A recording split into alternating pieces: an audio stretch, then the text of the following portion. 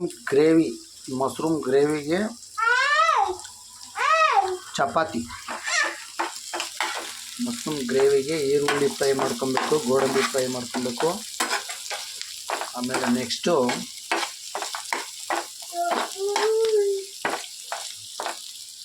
ಬೆಳ್ಳುಳ್ಳಿ ಹಾಕೈತೆ. ಬೆಳ್ಳುಳ್ಳಿ ಮತ್ತು ಒಣಮೆಣ್ಸಿನ್ಕಾಯಿ ಹಾಕಬೇಕು. ಒಣಮೆಣ್ಸಿನ್ಕಾಯಿ ಹಾಕ್ಬಿಟ್ಟು ಕೊತ್ತಂಬರಿ ಸೊಪ್ಪು ಹಾಕಬೇಕು, ಶುಂಠಿ ಮತ್ತು ಇದು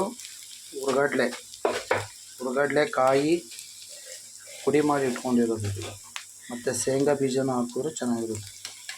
ಬ್ಯಾಡಿಗೆ ಮೆಣಸಿನ್ಕಾಯಿ, ಕರಿಬೇವು ಸೊಪ್ಪು ಹಾಕಬೇಕು. ಕರಿಬೇವು ಸೊಪ್ಪು ಕೊತ್ತಂಬರಿ ಹಾಕ್ಬಿಟ್ಟು ಎಣ್ಣೆಲಿ ಚೆನ್ನಾಗಿ ಫ್ರೈ ಮಾಡಬೇಕು. ಫ್ರೈ ಮಾಡಿಬಿಟ್ಟು ಇದು ತಣ್ಣಗಾದ್ಮೇಲೆ ಮಿಕ್ಸಿಲಿ ಗ್ರೈಂಡ್ ಮಾಡ್ಕೊಬೇಕು. ಮಸಾಲೆ ರೆಡಿ ಆಗುತ್ತೆ. ನೆಕ್ಸ್ಟ್ ಮಶ್ರೂಮ ಎಣ್ಣೆಲಿ ಕರಿಬೇಕು. ಮಶ್ರೂಮ್ ಎಣ್ಣೆಲಿ ಕರಿದ್ಬಿಟ್ಟು ಚೆನ್ನಾಗಿ